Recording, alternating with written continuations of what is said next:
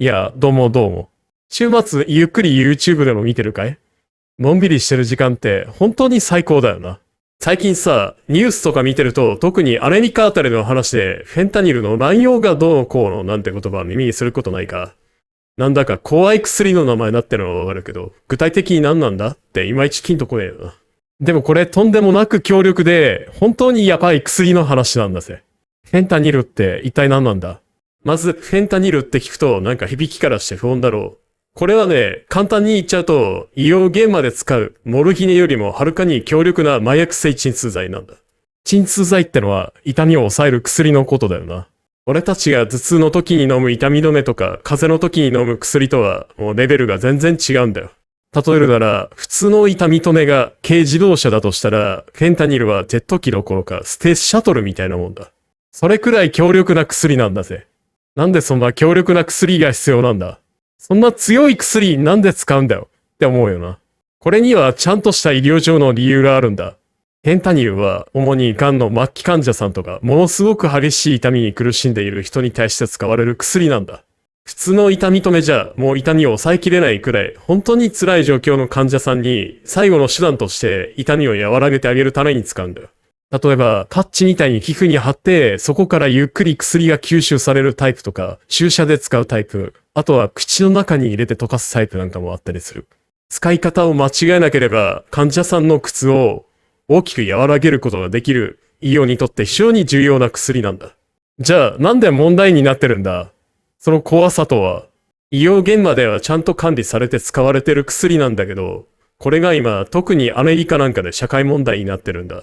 何が問題かっていうと、薬物として乱用されてるってことなんだよ。フェンタニルは、とにかく少量でもめちゃくちゃ効果が強いから、ほんの少しの量でも多幸感、すごく幸せな気分を感じさせることがあるらしいんだ。そのせいで、中毒になっちゃう人が後を絶たない。しかも、ちょっとでも量が多くなると呼吸が止まっちゃって、簡単に死に至ってしまうんだぜ。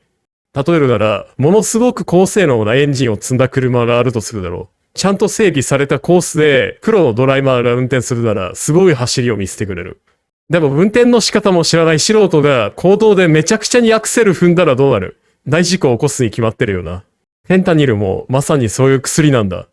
どこからそんな危険な薬が？これがまた厄介な話なんだけど、問題になってるのは、医療現場で使われるフェンタニルが盗まれるとかそういう話だけじゃねえんだ。一番の問題は、闇ルートで違法に作られたフェンタニルが出回ってることなんだよ。中国とかメキシコなんかで、地下の工場で作られて、それが密輸されて、アメリカなんかに流れていってるって言われてるんだ。しかも、粉末状のフェンタニルを、蚊の薬、例えば市販の痛み止めとか、蚊の違法ドラッグなんかに、こっそり混ぜてる手口が横行してるらしいんだ。混ぜる量がほんの少しでも効果は強烈だから、いつもの薬だと思って飲んだら、中にフェンタニルが混ざってて、そのまま過剰摂取で死んでしまった。なんて悲惨な事故が、本当にたくさん起きてるんだよ。薬物中毒の人たちはもちろんそういう事情を知らない一般の人までもが巻き込まれて命を落とすケースもあるから、本当に恐ろしいんだぜ。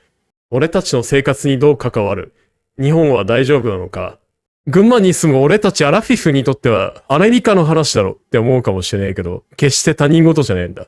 日本は今のところアメリカみたいにフェンタニルの乱用が大規模な社会問題になってるわけじゃない。医療現場での管理もかなり厳重だし、違法なフェンタニルの流入も今のところ抑えられてるはずだ。でも一度こういう強力な薬が闇ルートで広がり始めると歯止めが効かなくなる可能性があるからな。国境を越えて薬物が密輸される時代だから、日本だっていつ何時アメリカのような状況にならないとも限らねえんだ。だから税関とか警察が水際対策をしっかりやってくれることを願うばかりだよな。まとめ。まあそんなわけでフェンタニルってのは医療現場で使うモルヒネよりもはるかに強力な麻薬性鎮痛剤なんだけど、違法ルートで出回るとちょっとの量でも死に至るものすごく危険な薬物ってことだな。ニュースでこの言葉を耳にしたら、あれは本当にやばい薬の話なんだな。くらいに思っておくと世界でどんな問題が起きてるか、ちょっと面白く、そしてちょっと怖く見えてくるかもしれねえよ。まさかそんな強力な薬が闇で悪用されてるなんて本当に恐ろしい話だろ。俺たちはそういうものには絶対に手を出さないようにしっかり自衛しなきゃいけないぜ。